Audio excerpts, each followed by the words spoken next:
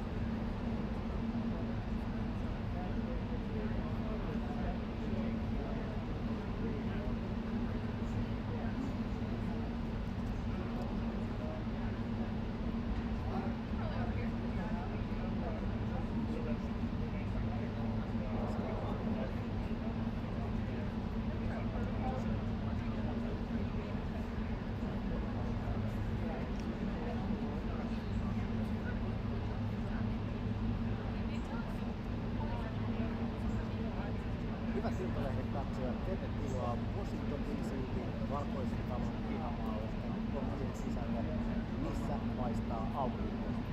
Ja pääministeri Petteri Orpoa siteeratakseni valoisampia aikoja on edessä kasvumoraalla. Tätähän Petteri Orpo suomalaisille mitään epätoivoisesti toistaa sen aikana.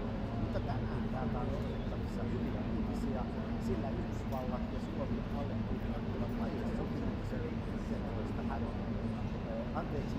hävittäjän. Kyllä, Suomi ostaa F-35 hävittäjiä, 64 kappaletta Yhdysvalloista. Ensimmäinen luovutetaan Suomen ilmavoimille joulukuussa Texasissa. Mutta nyt kyse on siitä, että Yhdysvallat ostaa jotain Suomesta. Nimittäin maat valmistavat 11 jäänmurtajaa, joista 4 on tarkoitus valmistaa Suomessa, 2 Raumalla, 2 Helsingissä, tämä on odotusarvo, ja sitten 7 yhteensä Yhdysvalloissa, ja tämän sopimuksen arvo tulee olemaan useita miljardia dollaria. Miksi näin? Itse asiassa olen selvittänyt viimeisen vuorokauden aikana sitä, mistä tämä tänään tehtävä aiesopimus oikein on saanut alkunsa. Ja juuret juontavat jo hyvinkin varhaiseen aikaan, kun tasavallan presidentti Sauli Niinistön ja Yhdysvaltain presidentti Barack Obaman tapaamiseen täällä Valkoisessa talossa toukokuussa 2016. Niinistö ehdotti Obamalle, että Yhdysvallat voisi tilata suomalaisia jäänmurtajia. Obama ei hankkeesta innostunut, vaan kertoi Niinistölle, että idea on kyllä hyvä, mutta Amerikan lainsäädäntö kieltää kansalliseen turvallisuuteen liittyvien korkean teknologian tuotteiden, kuten jäänmurtajien valmistamisen Yhdysvaltain ulkopuolella. Ja mielestäni Obamallehan sitten tämä lainsäädännön kielto oli asia, jota ei voi ylittää, ja hänen virkakautensa toinen sellainen oli muutenkin päättymässä sitten alle vuoden kuluttua. Mutta kun Donald Trump aloitti Yhdysvaltain presidentin vuoden 2017 tämä jäänmurtaja lähti eteenpäin. Ja alustavat keskustelut kuitentuivat siihen, että Suomen ja Yhdysvaltain 100-vuotisten diplomaattisuhteiden juhlapäivänä 2. päivä lokakuuta 2019 syksyllä Yhdysvallat ja Suomi olivat solmineet diplomaattisuhteen vuonna 1919, ja sitten 100 vuotta myöhemmin lokakuun alussa Donald Trump isännöi suomalaista valtuuskuntaa täällä Valkoisessa talossa. Sitä johti tasavallan presidentti Sauli Niinistö, joka oli myös muuan liikenne- ja viestintäministeri Sanna Marin. Ja silloin julkaistiin yhteinen julkilausuma, jossa painotettiin, että Yhdysvallat ja Suomi alkavat yhdessä käyttää hyvien sääolosuhteiden asiantuntemuksensa ja osaamisensa itseisiin hankkeisiin, kuten jäänmurtajien valmistamiseen. Ja tässä julkilausumassa englanninkielisessä mainittiin englanniksi production of icebreakers, eli uusien jäänmurtajien You over there with the captain? Yeah. Tämän tapaamisen Yeah, but I couldn't talk. I heard him asking a question there, but I didn't see it. aloittaa tämän valmistelun.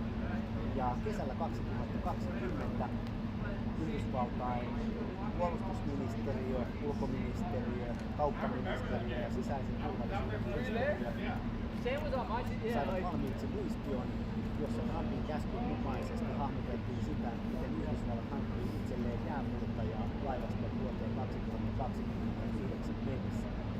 Ja Trumpin ajatuksena oli, että nämä jäänmurtajat valmistetaan yhdessä suomalaisten kanssa niin, että osa valmistetaan Suomessa, osa valmistetaan Yhdysvalloissa. Ja Trump ei pitänyt ongelmana tätä lainsäädännön rajoitetta, vaan ajatteli, että se on kyllä ratkaistavissa niin, että voidaan lupavalmistukseen aloittaa Suomessa. Mutta sitten tapahtui poliittinen muutos. Olen jutellut tästä asiasta useiden kotimaisten ja ulkomaisten lähteiden kanssa, ja he ovat kertoneet, että tämä sopimus oli tarkoitus tehdä vuonna 2021 suurin piirtein, kun Trump olisi ollut toisella presidentintkaudellansa. Mutta hän hävisi presidentinvaalit loppuvuodesta 2020 demokraatit Joe Bidenille. Biden 21 aloitti presidentinä, tämä jäänmurtaja saattoivat vaikuttaa myös vaikea korona ja jäin taka-alalle. Ja saattoi myös olla niin, että demokraattihallinto piti tätä ulkoa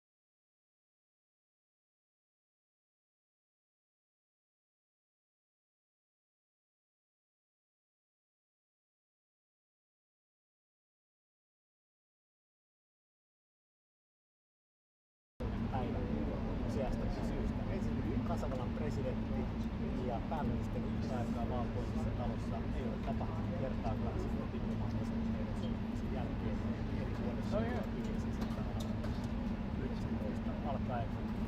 Ja Yhdysvallat ostaa Suomesta jäämuuttajia ja suomalaiset osallistuvat jäämuuttajien valmistukseen. Tämä suomalaisille ja muille amerikkalaisille. Tämä on Donald Trumpin aikakauden kieltä käyttäen ja Suomen näkökulmasta tämä on jättinen. Mutta sanotaan, että Yhdysvaltain tällaisen strategisen teollisuuden näkökulmasta tämä on vähintään iso koska amerikkalaisilla ei omia jäämuuttajia käytännössä ole. Täällä Washingtonissa lasketaan vähän leikkiä, että amerikkalaisilla 2 vai 3 jäämuuttajaa, jotka toimivat. Ja tämähän on selkeä turvallisuuspolitiikka. Venäjällä on käytössä jäämuuttajia, joilla he pystyvät esimerkiksi paremmin maan aina sinne Alaskaan salmeen ja Yhdysvallakin siellä arktisen alueella pystyy samalla tavalla pitämään näitä kansainvälisiä väyliä auki, niin sieltä kuotaan samoilla vesillä. He's an ally. Arnicky, all right?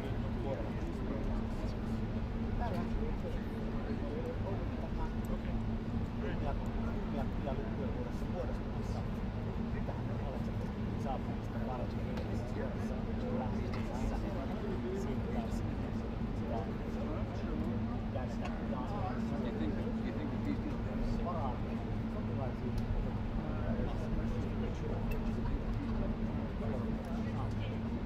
todetaan vähän tällainen tosiasia siitä, kun moni pohtii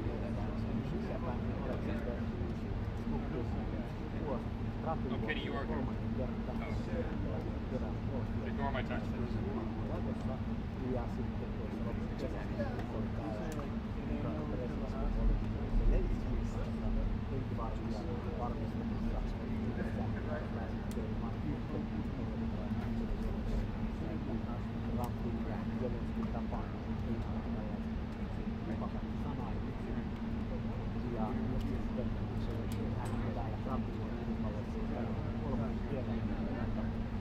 paikan päälle presidentti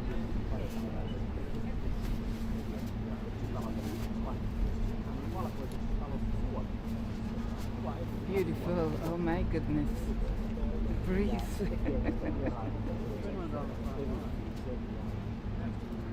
Kun ajatellaan strategiaa, niin kyllähän tämä on ministeri elämästä.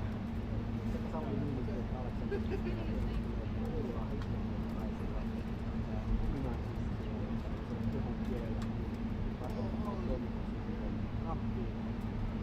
jos pitäisi sanoa joitakin sitten vahvempia etelävaltioissa ja golf-strategiaa siellä täydellistä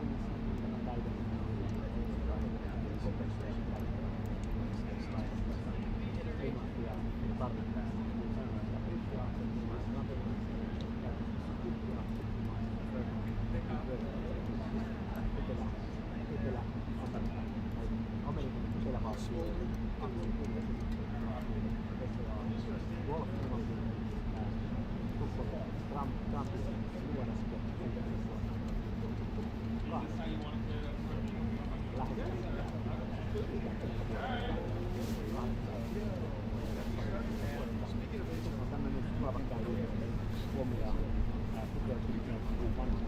Sanotaan vähän jänti ja tällaiset ylipäätään olen aika suora vaikutusta, että mielestäni on väärin jättää arvioita on. Ja valitettavasti Trumpin diplomatiassa on niin, että esimerkiksi Ruotsin pääministeri että hänen tällainen kehokielä karismansa Trumpin vetoa Ruotsin on ollut Suomea vaatimattomassa hankkeessa viimeisen 10 vuoden ajan.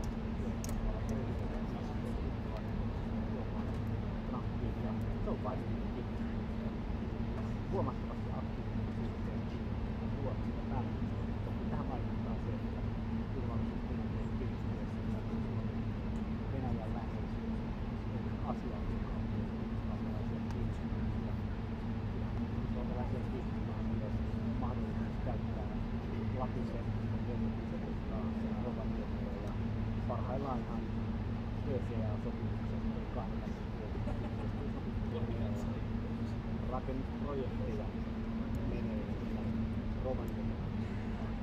Monta ulottuvuutta on Yhdysvaltain välisessä suhteessa. Todettakohan tähän väliin, että kuten arvata saattaa, niin aivan kello 10 Suomen aikaa ei tänne saapunut. Odotamme siis saapuvaksi presidentti Stubbia ja pääministeri Orpoa ja sitten presidentti Donald Trump ottaa heidät vastaan aivan hetken kuluttua. No niin, sieltä saa. Suomen lippu on laitettu aukeillaan.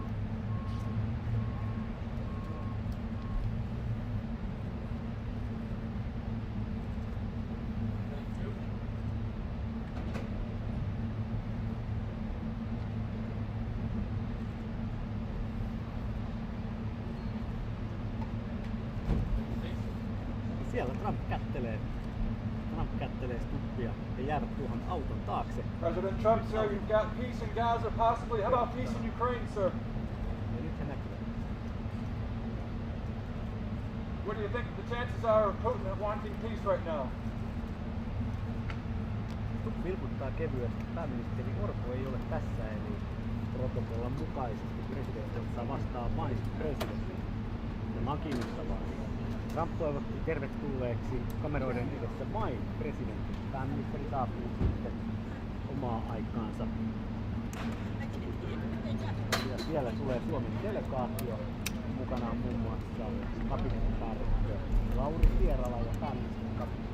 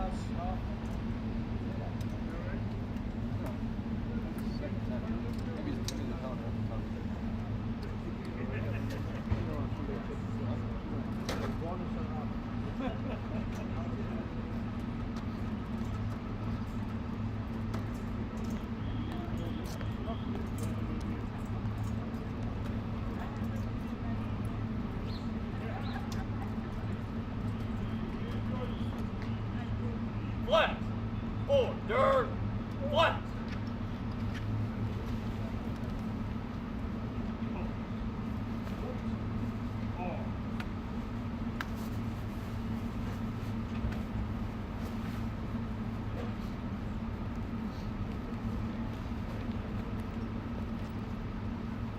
Flat! Ready! Cut! Flat! Port! Flat!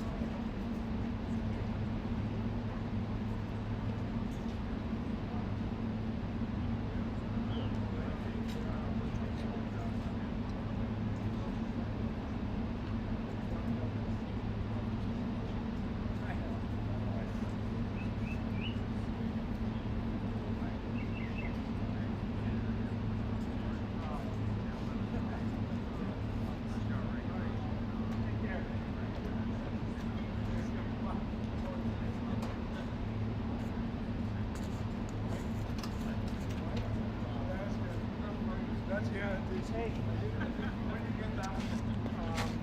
one of the engineers said maybe we should start doing this. I'm like, hey, that's not a bad idea. So, oh, I thought keeping the end.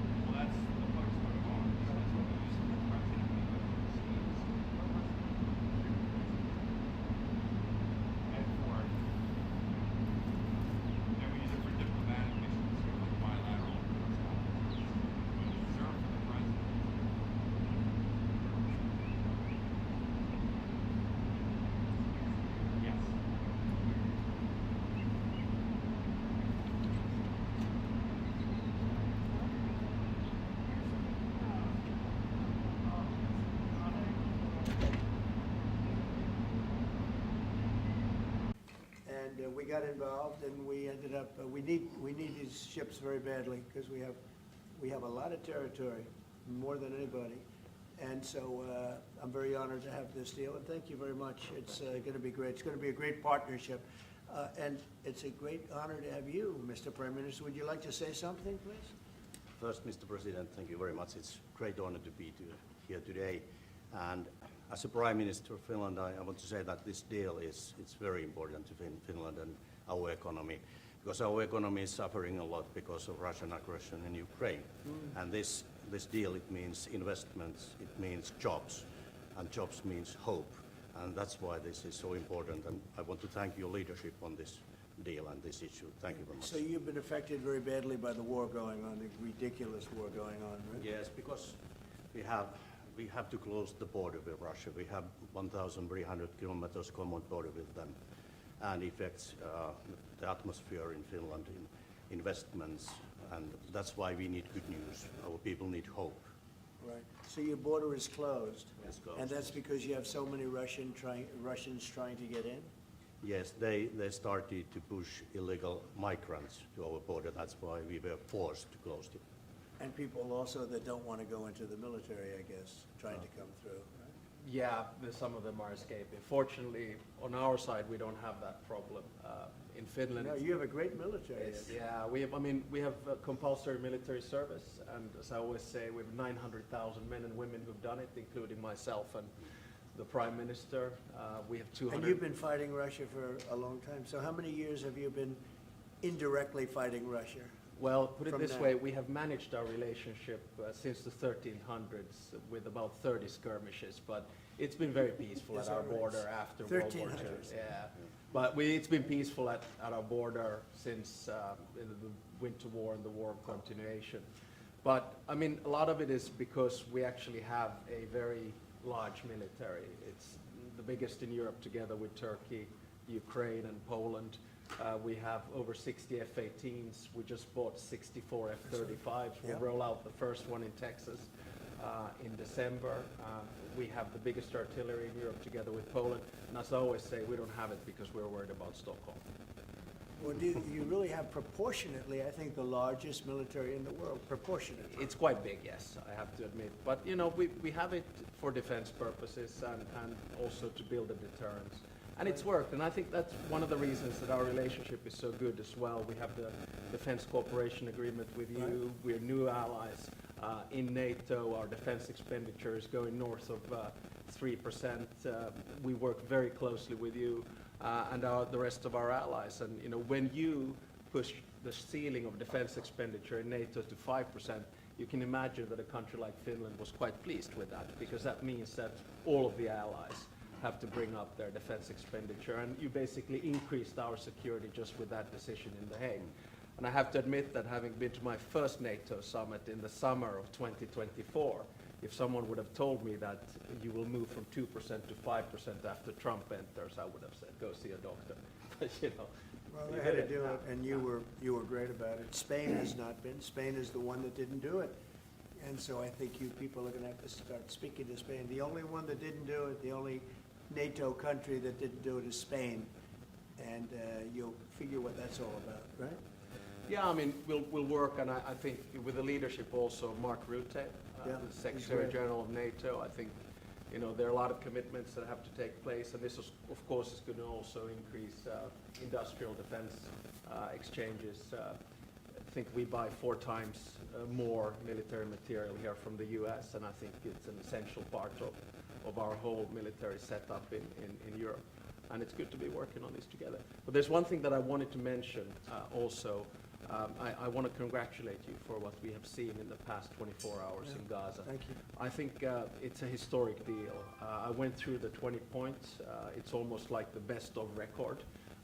You really see all the key elements. And if someone would have said a few weeks back that you and your team are able to push us to a position where there will be a ceasefire, an exchange of prisoners, hostages, and then a pullback, I would not have believed it. But it's this is what diplomacy is at its best, and I think Thank it's a you. potentially huge deal. So congratulations to you and your team. Peace in the Middle East. Peace in the Actually, Middle East, yeah. And every country came together. Every single country came together, and people are shocked by it, but it's an amazing situation. Nobody thought it was going to happen. Thank you very much, and you've been of help too. You help always, but we are really working more closely together, having to do with Russia, Ukraine. Yeah. And I would have thought that would have been easier because that would be number 8 for me, number 8.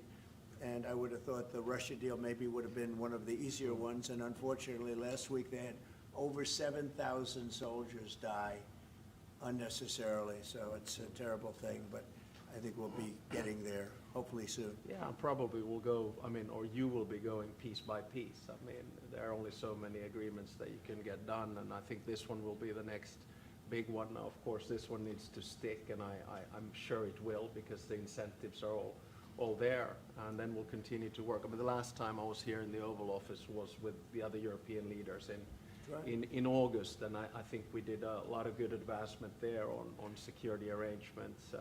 I think you've pushed us Europeans hard not to buy oil and gas from Russia, which I think is a very correct decision. Europe just put down its 19th sanctions package. I think Russia is actually right now, both economically and militarily, not in a very strong place. And I think it's because of the commitments that we've made to Ukraine. So, you know, day by day on this one. Yeah, we're going to get it worked out. Questions, please? Go ahead. Question for President Stubb. You have time and again said that one should not underestimate Mr. Trump's negotiating ability. Do you personally believe that Mr. Trump deserves to win the Nobel Peace Prize tomorrow? Well, I think that's probably a decision that comes from the Nobel Committee. And my take is that there are two key pieces that have to be solved in the big picture. One is in the Middle East, and we're seeing the results of that. And then the other one is between Russia and Ukraine. And once those are solved, you know, and I don't see any impediments Do to you it. plan to nominate Mr. Trump next year if he doesn't win? This year? I think probably the best nomination would be coming from Zelensky and then the King of Jordan.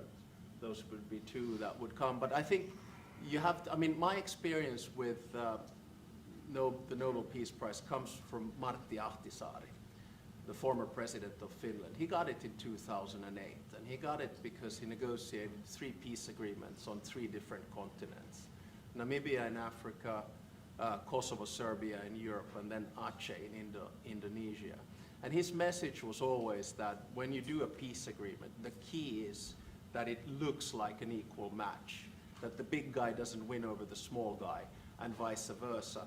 But I have to say that the track record of the President of the United States in the past 7 months, 8 months is rather impressive. Mr. President, follow up on the Nobel Peace Prize. Thank you so much, Mr. President. First of all, thank you, all of you, in behalf of the State of Israel, for everything that you're doing for my country. I want to know, how do you see the Middle East in a year from now under your leadership? And if you see maybe option for normalization between Israel and Saudi Arabia? I think it's going to be great. I think it's the hostages will be coming back Monday or Tuesday. I'll probably be there.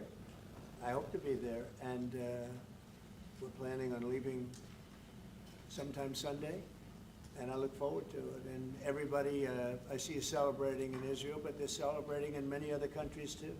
A lot of the Muslim and Arab countries, they're celebrating. Everybody's celebrating. Everybody loves the deal. So it's a great honor to have been working on it. And as you know, it's all finalized and done. We've had a lot of terrifically talented people. We've had tremendous support from UAE, Saudi Arabia. Qatar has been unbelievable. Egypt, as you know, and Jordan. Indonesia, I mean, it's...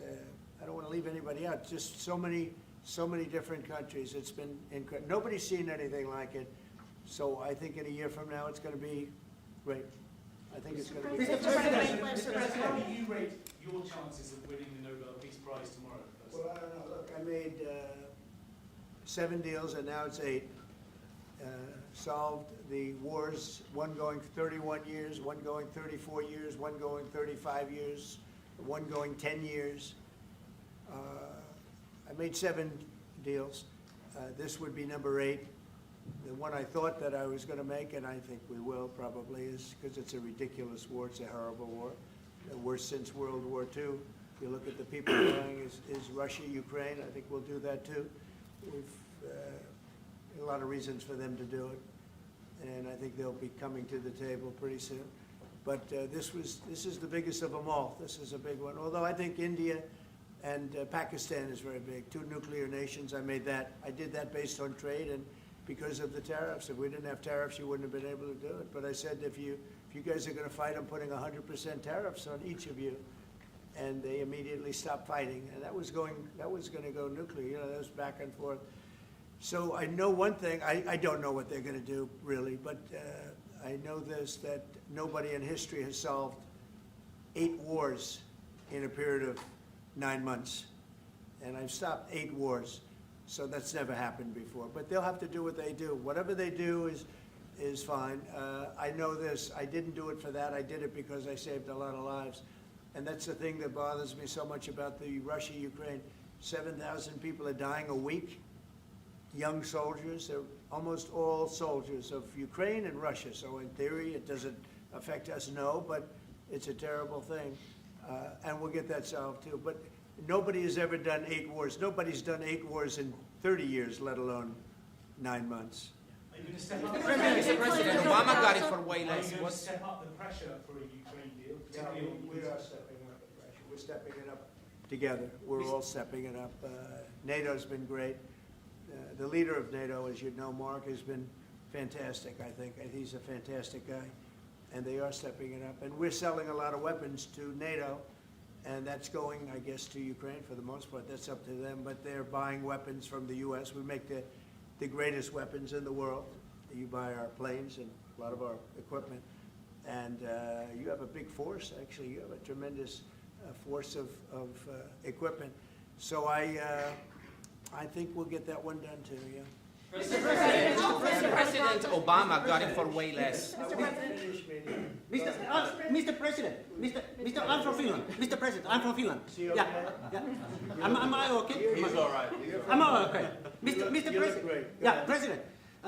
You are buying icebreakers from Finland. Yeah. But what if Russia and Vladimir Putin attacks Finland? Would you defend Finland? I would, yes, I would. They're a member of NATO. I would. They're great people, but I don't think that's going to happen. I don't think he's going to do that. I think the chances of that are very, very small. But it's very interesting because you have a very big military relative to your size. You have a very powerful military, one of the best. And but certainly we will be there to help.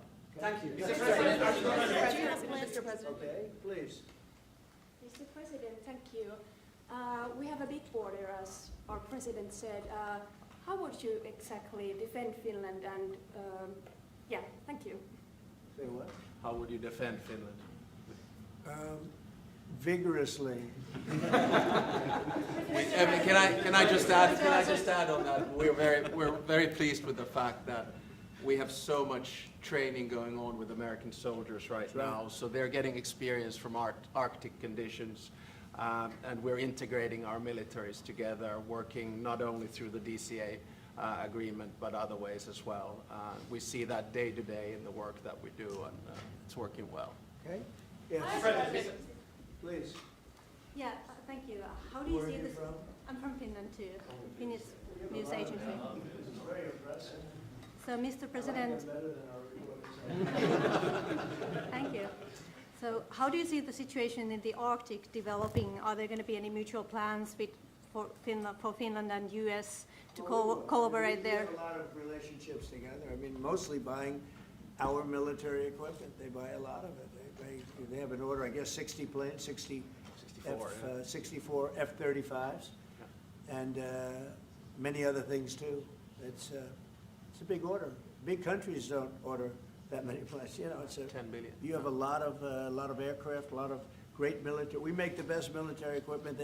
They buy a lot from us, so it's very good. We're going to work together very closely with Finland and with NATO. We have a very good relationship. As you know, I requested that they pay 5%, not 2%, and most people thought that was not going to happen, and it happened virtually unanimously. We had one laggard, It was Spain. Spain. You have to call them and find why are they a laggard. And they're doing well too, you know, the funny thing, because of a lot of the things we've done, they're doing fine. They have no excuse not to do this, but that's all right. Maybe you should throw them out of NATO, frankly. Mr. President, Please, go ahead. what are you planning to do with Tall that? gentleman, nice tall gentleman, guy with the yellow shirt. Thank you, Mr. President. I wanted to change gears just really quickly and ask you, you're going to Walter Reed tomorrow? What are you having done, and how are you feeling? I'm meeting with the troops, and I'm also going to do a sort of semi-annual physical, which I do. And I think I'm in great shape, but I'll let you know. But I have no difficulty thus far. Is there wood around here? I'll knock on. No difficulty. Physically, I feel very good. Mentally, I feel very good. You know, I did about 6-7 months ago. I do physicals. I like to, when I'm around, I like to check always early, always be early. It's a lesson for a lot of people. But I also did a cognitive exam, which is always very risky because if I didn't do well, you'd be the first to be blaring it. And I had a perfect score. And one of the doctors said he's almost never seen a perfect score. I had a perfect score. I got the highest score. And that made me feel good. When they asked, would I like to do one, I said, yeah. I said, did Obama do it? No. Did Bush do it? No. Did Biden do it? I definitely did. Biden wouldn't have gotten the first 3 questions right. No, Biden didn't do it. Biden should have done it. I'm actually a person that believes that if you're president, you should do a cognitive exam. But last time I took a cognitive exam, and it was a perfect score. The doctors announced it. And by the way, not the easiest test. The first few questions are pretty easy. Once you get into the middle, it gets a little trickier. And there aren't a lot of people in this room that would get every single question right, I can guarantee You're putting me in a difficult spot now. Next question. Mr. President, Finland got the Nobel Peace Prize for way less than you did, and President Obama got the Nobel Peace Prize for way less. For doing nothing. Exactly. Obama got a prize. He didn't even know what he got. He got elected, and they gave it to Obama for doing absolutely nothing but destroying our country. No, he was not a good president. The worst president was Sleepy Joe Biden, but Obama was not a good president. Are you going to do something with the They Hezbollah? gave him a prize. How many months after he won the election, then they gave him the Peace Prize, right? It was right before he was elected. Are you going to take My election was a much more important election. Mr. President, now that you're fixing the situation between Hamas and Israel, are you going to be taking care of the Hezbollah or the Lebanese armed forces to take care of the Hezbollah? Yeah, we'll be able to do that. That will be, it's a smaller part of the puzzle, but very important part. They have a great new ambassador that I appointed, Michelle. Great new ambassador, so yeah, please. Mr. President, you said that the hostages will be released on Monday or Tuesday. What's your strict deadline? When do they have to get released? And how do you make sure each party abides by the deal? It's gonna be around that time, yeah. They're working on it very hard. Tuesday after They're in very diverse parts of the earth, okay? They're very, very diverse. Actually, it's, I think they're gonna come through. I'd be surprised if they didn't. I think it'll happen. Mr. President. Thank you, sir. The 19th point of the 20-point plan said in the future there could be conditions in which the Palestinians might eventually get a state. Under what conditions do you think the Palestinians could have their Well, own we'll look state at in the it at the future? time. We're going to see how it all goes, and there's a point at which we may do something that would be a little bit different and may be very positive for everybody, but we'll be looking at that at the time. Mr. President. And I think we'll get to that. I think we'll get to that period too. Yeah, please. Mr. President. Yeah, please. Glasses. Thank you. Mr. President, the United States has previously said that you would be, that Europe would have to take more responsibility for its own security. Are you or the U.S. planning to withdraw some of the U.S. forces from the European soil? No, but we may move some around a little bit. I'd ask you that question, Pete. Go ahead. I think that's right, Mr. President. We're very much heartened by your leadership to get NATO to rise up to 5%, which means they can take primary responsibility for defense of the continent. But that doesn't mean America is abandoning NATO in Europe.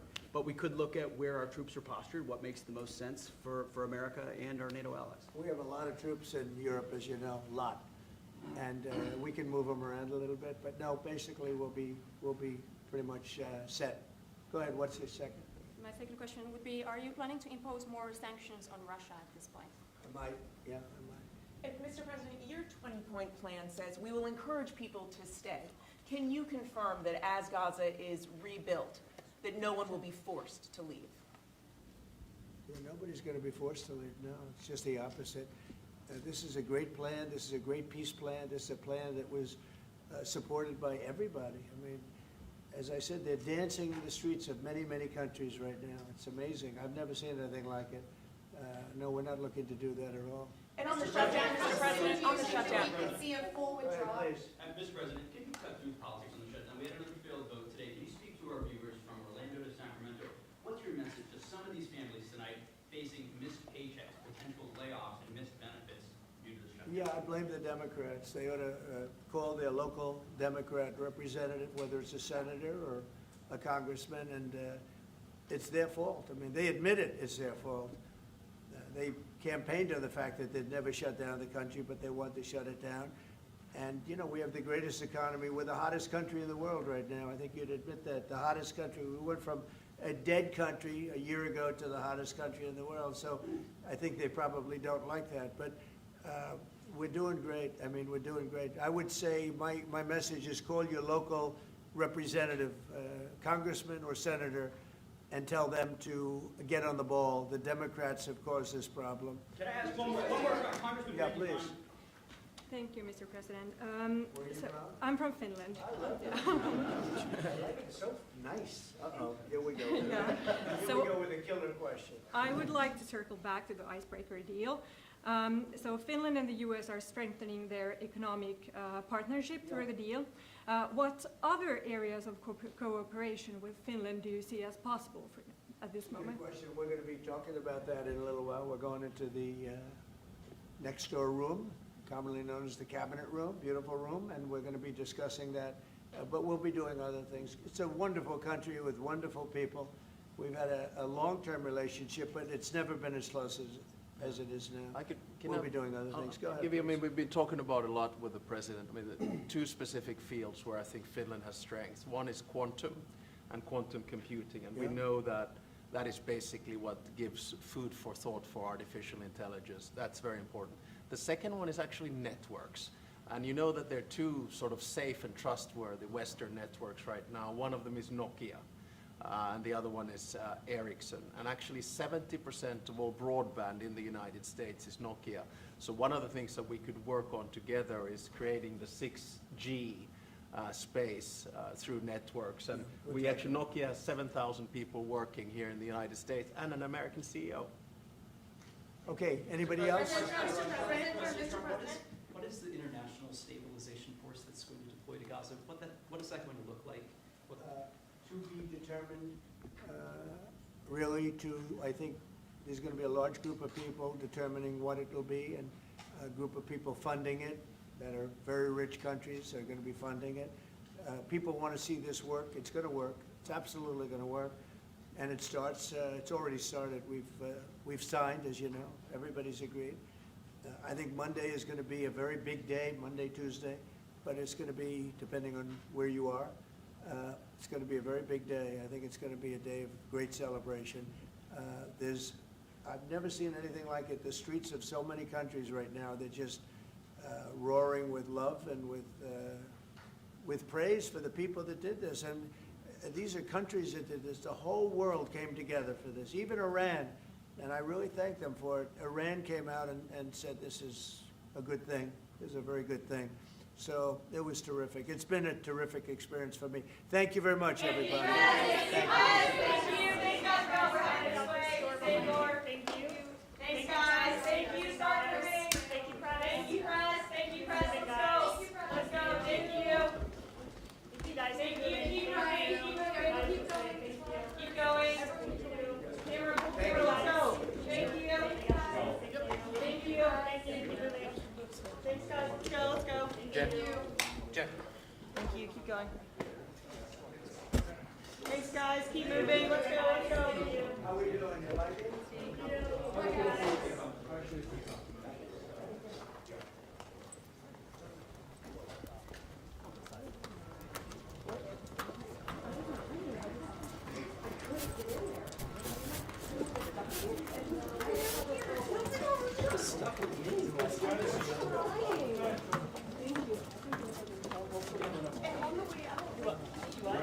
Very